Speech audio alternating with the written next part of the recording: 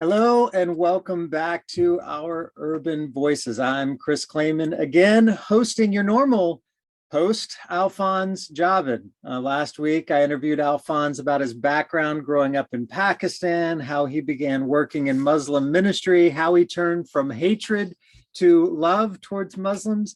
Today, we're going to be talking about Alfonse's own perspective on Muslim ministry. So you know a little bit more about me. I'm the co-founder, associate director of Global Gates, a mission organization focused on reaching the ends of the earth through global gateway cities.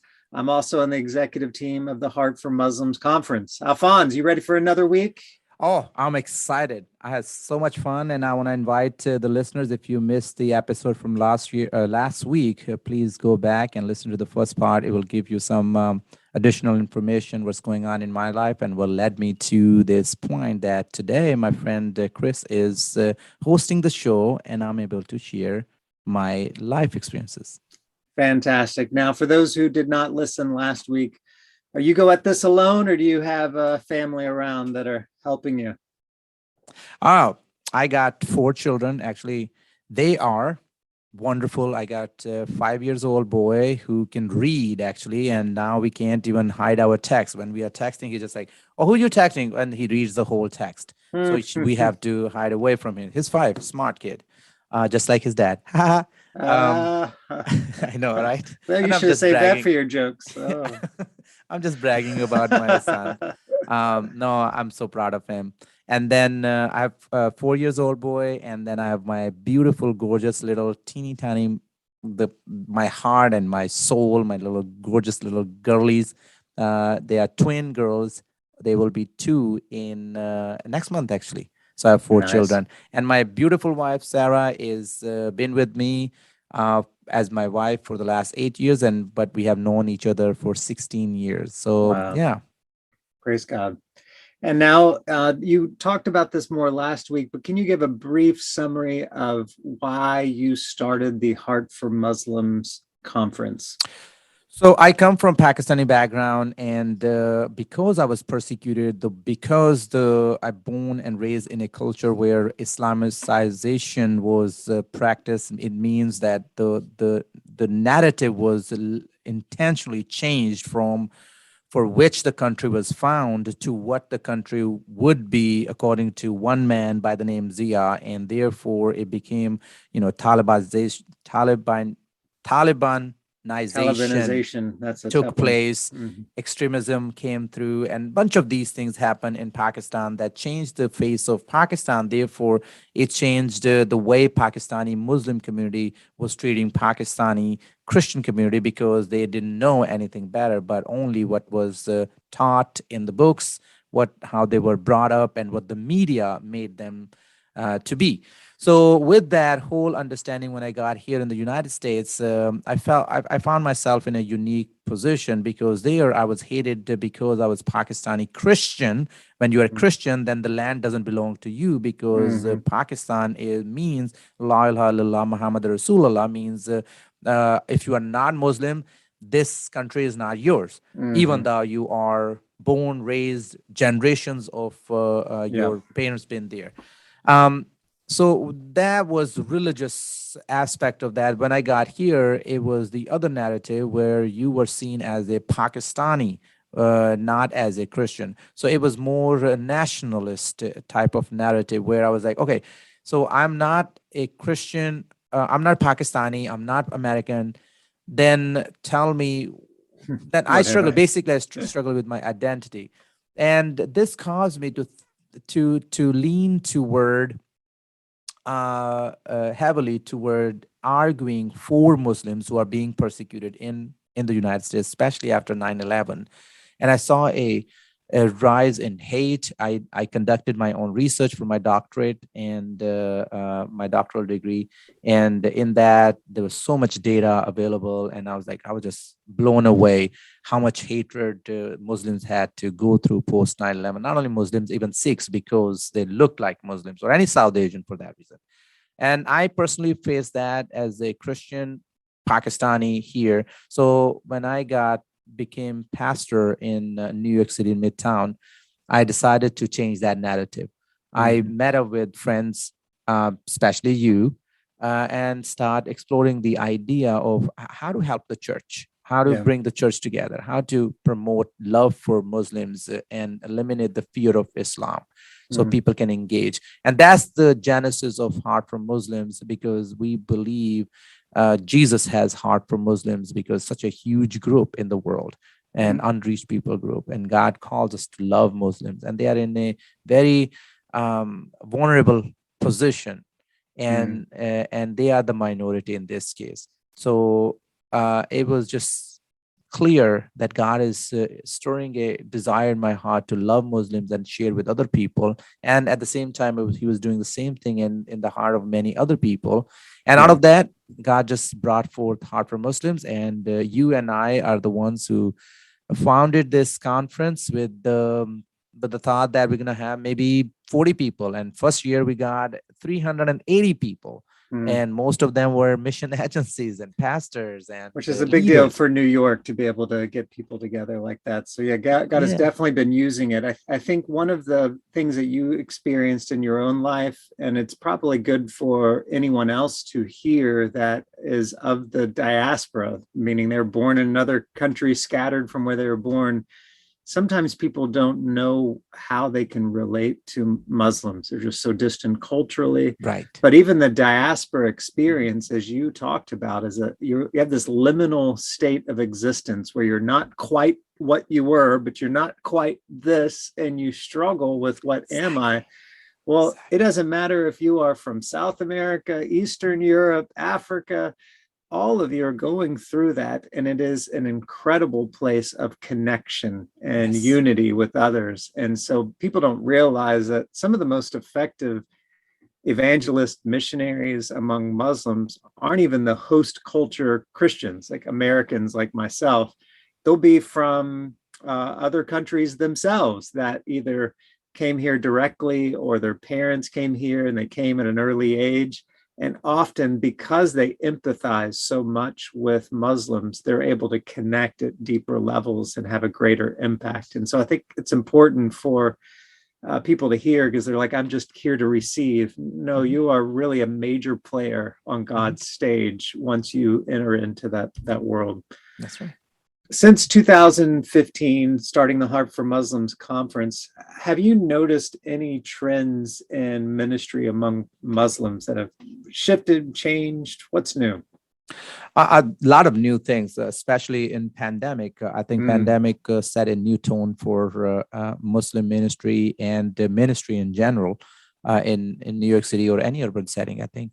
One of the main thing I saw was I have this beautiful story of our co-worker. You and I know her, Dr. Fadia from Urban Brooklyn Friendship Center.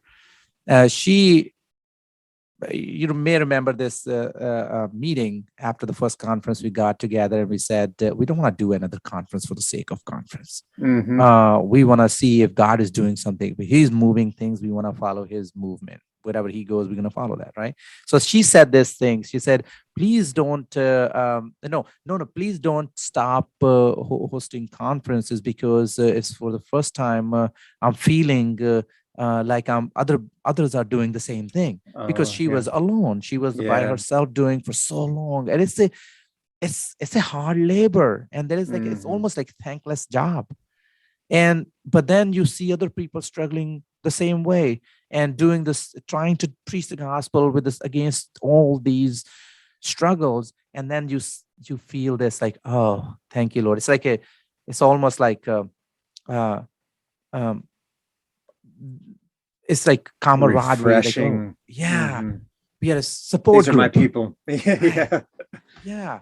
And then you got to start, when you start hearing stories, even though it's not a victory story from my own ministry, but it's coming from the other ministry. I was like, oh yeah, it's my victory too, because we both are We're in laboring the same battle. Exactly. And I think that's what happened. Then the last, since 2015, I have heard more stories of victory in the Lord and conversion and church plants and miracles and all the other things than ever before. And it's not only my situation. I've heard that from other people that have experienced too, because now they have a place where they can share these things. Yeah. a place where they can come together, and even if they are not there in the conference, they're having conversation with each other because the network is there. They're it's not that it's a physical network that you come and plug in. The network that they build those friendships and the relationships, and when they go away, they're still talking to each other, learning from each other.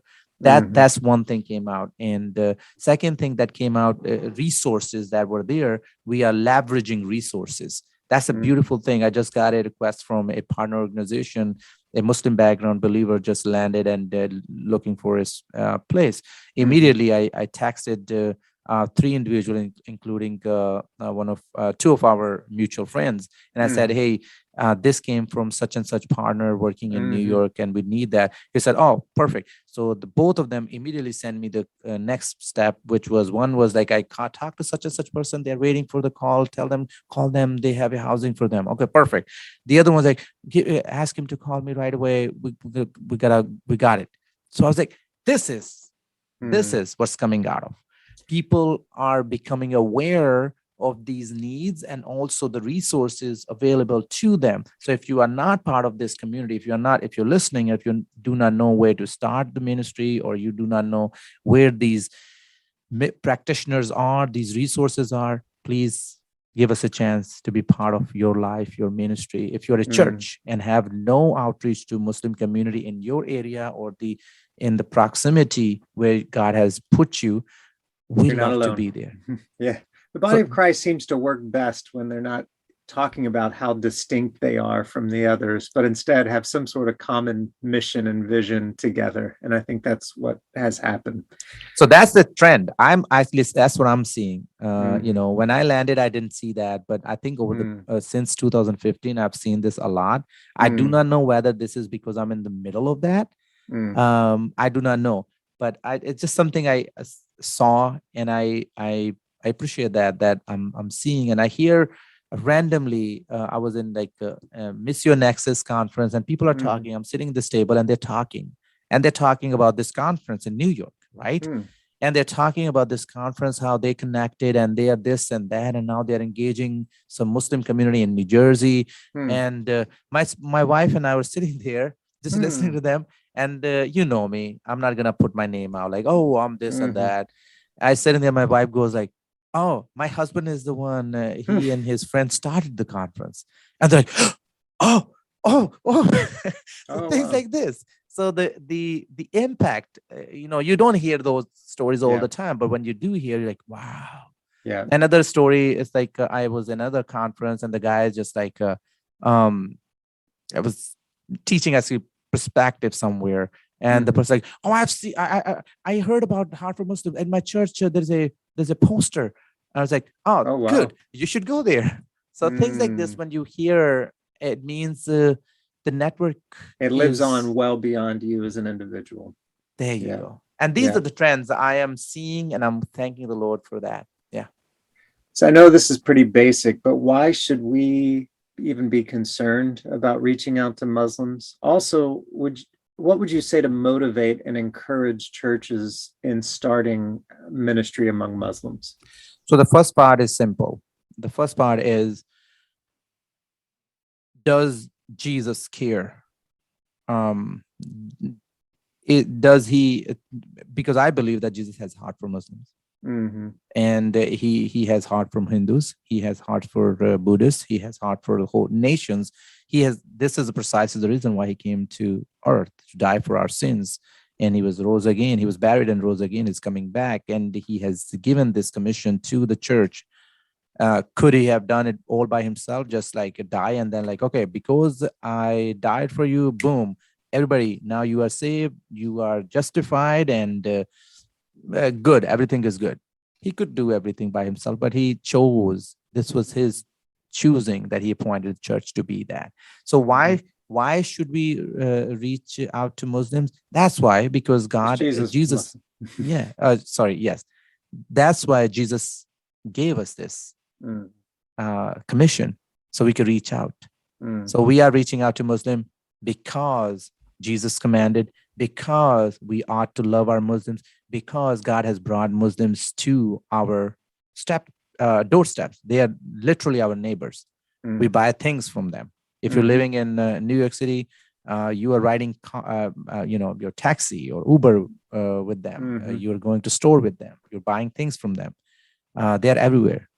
They are part of our community. They are part of our lives. They are part of whole this structure here, right? Mhm.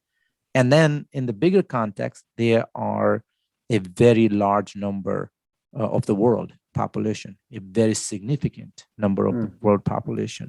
Mhm. So that's one. Missionally is important, right? And also, what would you say to? Motivate and encourage churches in starting. Good. What would help them?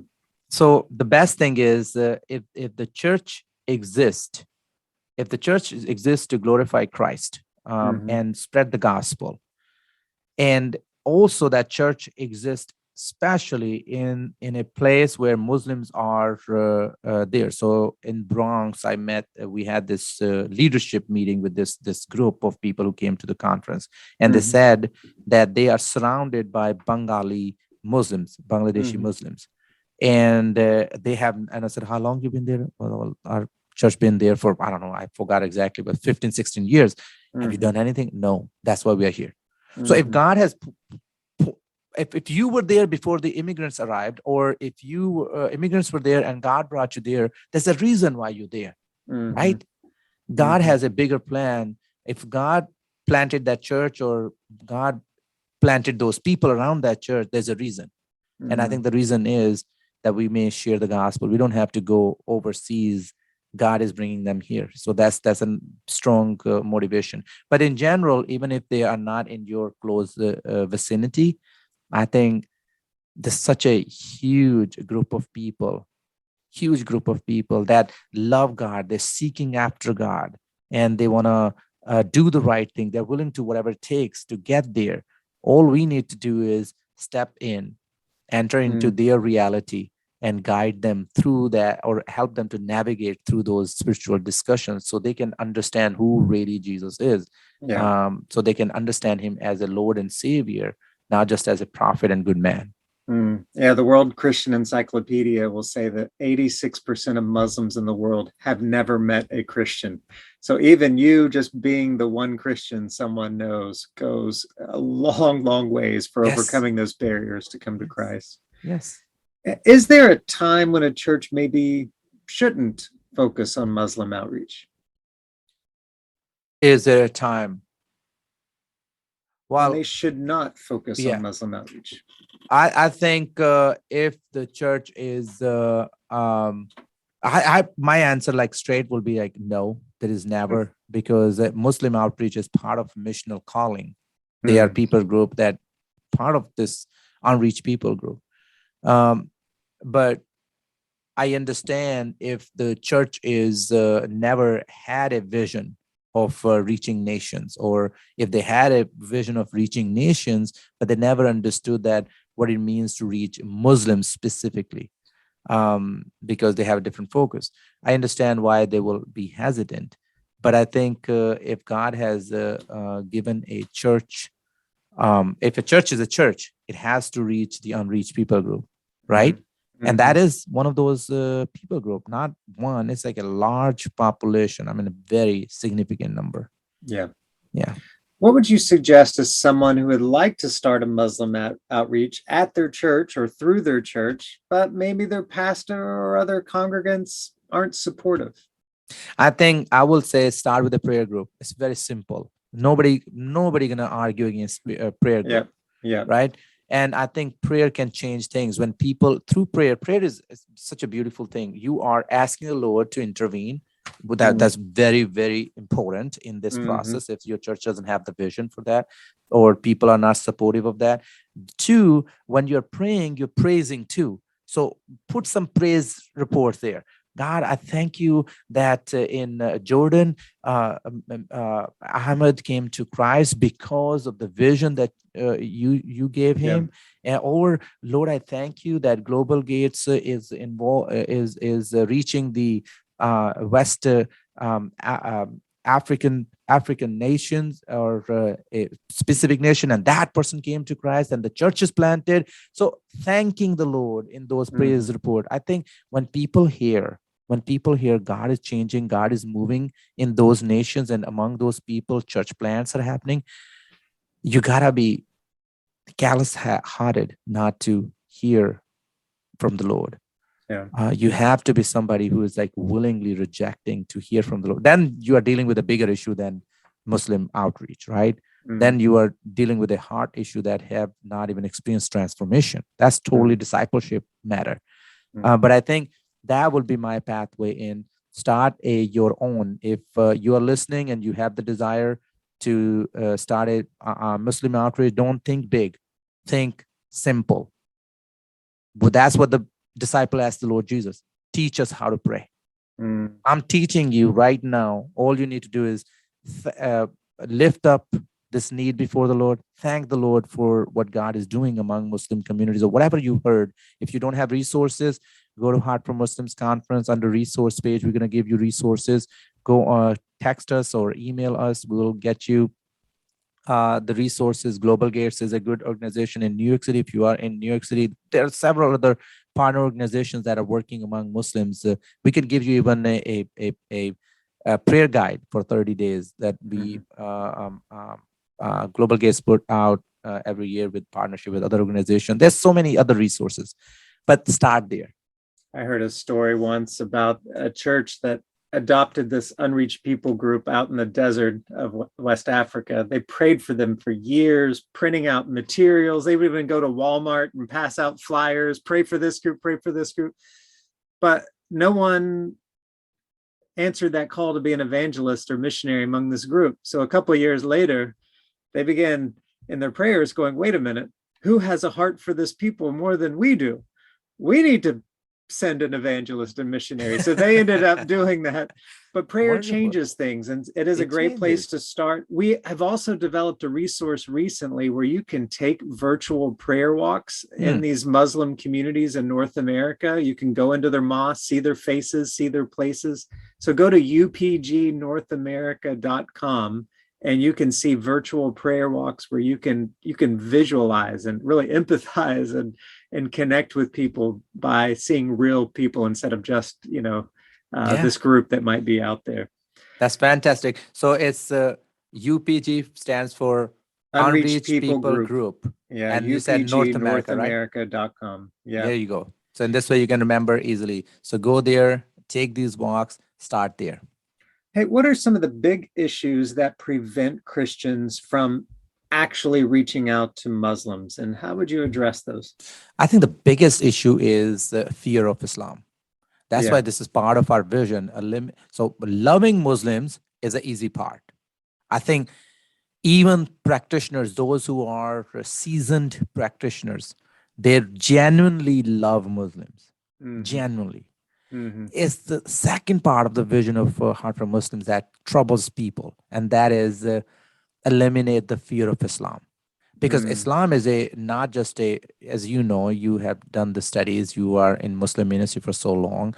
Islam is a political system. It's a socio-economical system. It's a culture. It's a educational system. It has its own laws and all the other things that come with that. So even if you divide it in two pieces, it will be political Islam and religious Islam, right? So even political Islam itself is a movement. Any political campaign, you're gonna do political stuff.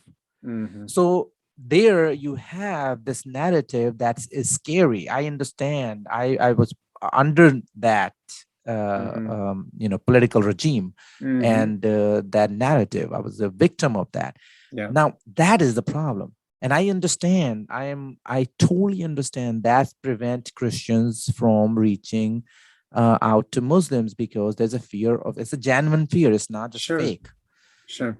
And the way we're going to deal with that is, here's what I think we're going to deal with that. We do not need to convert Muslims. That you got to have this deep down in your heart. You got to have this clarity, like such a calm understanding from the Lord that we don't convert people. We do not. We don't have the power to convert people. We don't have the right. We are not adequate to, and Even that's if you another thing. did, there's probably someone more adequate to convert them back. Correct. Yeah. So it's not a human effort. Exactly. And I think that's where the second piece comes in, where people say like, oh, but I'm not trained for this. Well, we can give you training, no problem. Oh, I'm not adequate to talk to them. No, we can help you with that too. The confidence that you need is going to come from the Lord. That's one. Again, it goes back to prayer part. But two, I'd really think when you love Muslims, when you really, really love, you live life with them, you eat food with them, you hang out with them, you go to their funeral, you go to their weddings, you go to their baby showers, you do all those things, and you attend their special festivals, and they come to yours. Life is happening during those life events. They see you, how you acting versus how they will respond to a death or other things. I have heard the stories, and I'm a pastor. I preach that gospel during those funerals where the person is heartbroken and vulnerable, and they like only if they know what happened to him or her, what will happen to them after death. And in Islam, we know that even it's not bashing Islam in like most religions, even nominal Christianity, Catholicism, in all of those things, we have this hesitation of or lack of confidence what's after this, right? Everybody is like, I don't know what's going to happen. I don't know we know what's going to happen. We know exactly what's going to happen, and we have assurance of that. That assurance is so powerful. When you are spending life with somebody, you can bring that assurance. We don't do good works because we want to get close to God. Those good works are the result of the salvation we experience. These kind of little things are so critical that you can speak when you are living your life. Then you don't need to fear Islam because you're not doing anything against the political system or laws or some fanatic out there. You're just loving a person. And you're not doing on a political level where you want to make a statement against a nation or a people group. You're not against anybody. You are with everybody. You are pro people. So I think that's the issue. When we understand people are people, then we act like people. And I think we are willing to love those people. And we don't need to pretend that we care because we do care. When the real genuine thing is there, the life will, and because we are a believer, it will show. And there we will have those opportunity to pray with them, share Christ with them, and live. And then when the time comes, if they have questions, we will be able to answer those questions. But it starts with the first step. We are not out there to convert people. I just had like for India parade, we're going to have a Pakistani parade soon too. I went over there and the guy didn't want to take this literature. I said, may I ask why? He said, I see what it says. I said, oh, I'm sorry. But I want you to know that I'm not here to convert. This is a short video we produced, so we're not sure. But we do have a volleyball game at our church and on Monday night. Love to have you there. Other young people are there too. Some are from Hindu background, that kind of thing. I was genuine. I was like, literally, that was I was telling him, like, I don't want to convert you. And the thought that if you're going to talk to a Muslim person, Muslim's going to try to convert you, you're going to try to convert them. You're never going to build a good friendship or loving relationship or a genuine relationship. It's going to come from when you put that thought aside and say that's in the hand of the Lord. If this conversation goes somewhere, if this relationship goes somewhere, and if the Lord desires, this is important. I had this conversation with a Jewish person last week. That guy said that, oh, everybody tells me that you're going to go to hell because you don't believe in the Jesus. What do you have to say about that? I said, I would say that they have no authority to send anybody to heaven or hell. I would say that's wrong. They shouldn't be scaring you into Christianity. Actually, as a matter of fact, nobody can enter in Christianity. Christianity is not open for everybody. Only if the Father draw people to the Son. You can't just come in. I can share with you, but it's by the grace of God. God has to bring you to the saving knowledge. And this guy is standing there and looking in my face. I said, that's pretty much what I said.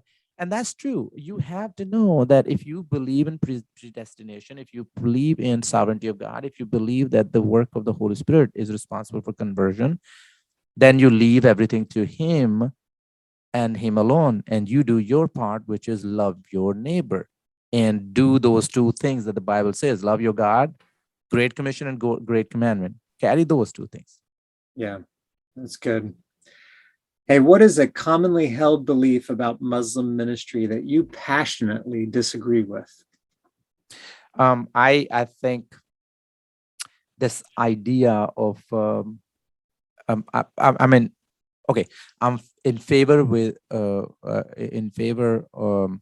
it comes to friendships. I'm completely in favor. I love building relationship, but using that word, as a mechanism to kind of like covertly or deceptively share Christ, whether you're going overseas or here. I think that's not genuine. I think that's not what is commonly. Are you asking that one that way? Let Yeah, me. what's a common held belief about ministry to Muslims that you really disagree with? Yeah, and that's one that all you need to do is just to have this friendship, and then I gotcha. I think that's the wrong approach. I don't think that's the right for Muslim person. That's the deceptive evangelism. But if you are honest and upfront, that's great. And the second thing I really don't like when So people just to think, clarify with that, it's not like I'm friends and then later on I kind of get to what I really wanted to do when I befriended you. Instead, be honest. Like I don't know if I've told you about, I call him Pakistani Christian Yoda. He's much like you, very wise. Comes from Pakistan, this pastor. But he says, you need to make friends, but not Western type friends. The ah, Western friends, you have very compartmentalized lives. These are the people I work with and that's here, and these good. are the people I don't share real life with, and these are the people I hang out. But real friends in an Eastern perspective or a Pakistani perspective is that you share what's most important to you up front in your relationship, because it's Yeah, just part of being friends. So make friends, just not Western type friends. you yeah, know yeah. That's Share who you excellent. are. Yeah, and then also I don't like the idea that this whole thought behind from the 60s and 70s that Muslim God, the tracks you see everywhere, Muslim God is a idol. That's so disrespectful. Mm. So disrespectful. That's not true. I mean, if well, historically, whether that was true or not, I don't care actually. What I care is when you meet a contemporary Muslim and you talk to them, they will trace that back to, oh no, we believe in God of Abraham, Isaac, Hmm. and Ishmael. If they're telling you with their own mouth, and you're Right. not gonna believe him, and you're gonna no, I'm gonna go back to that tale that been Mm. used some time ago. So I think those kind of things we gotta. I'm against. I disagree with that kind of stuff where apologetics is out to, destroy a relationship based on just winning an argument. Hmm. Um, Muslim ministry, as you said already, is the love of Christ. That's I think in the previous episode you said most people are reporting is the love of Christ that is proclaimed, showed in Hmm. lives. Mm. Hey, as we begin closing out this episode, is there a main takeaway you would like our listeners to have?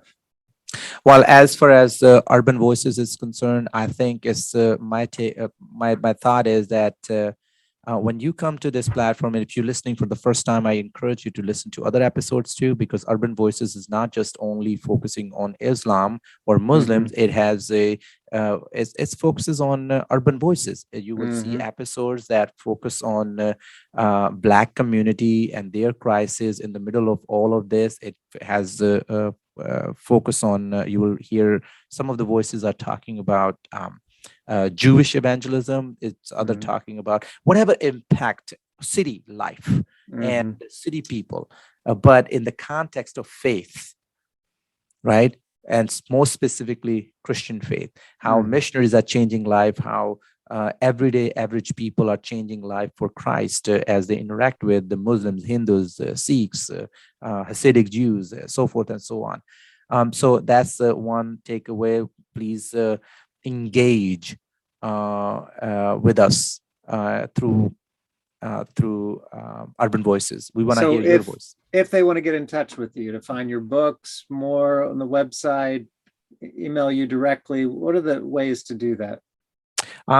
through Urban Voices website or my personal website, Alfonse Javed, my full name.com, and we can get in touch. I'm also on Twitter as well. All right, great. And as all of your episodes end, midst of all the heavy talks of Islam and so forth, give us a joke. Oh, this time I'm really excited about this joke. Okay, All right. so joke is in America we have those it's offensive jokes, but about blunt Okay, female about blonde people, yeah. Right. But over there in the South Asia, we have jokes about Sikhs. So this Oh, one is about Sardarji. That's what they okay. call it. Punjabi, basically. I'm Punjabi, so I can make fun of myself too. Mm. But I'm gonna make it more general. So teacher said, "Where were you born?" And the student said, "India." Teacher said, "Which part?" "What do you mean, which part?" "My whole body was born in India." Mm. There you go. Good job. Nice. Well, Alphonse, thank you so much for being on your show. Again, I'm Chris Clayman. That was your host, pastor and author, Dr. Alfonse Javed. Thank you to all our listeners. We truly cannot do this without you. If you learned something, have a suggested topic, or would like to leave us feedback, drop us a note at oururbanvoices.com. Be sure to subscribe to the show, leave an honest review wherever you listen to your podcast. And tune in next week for more honest discussions about urban ministry from diverse voices. Thank you.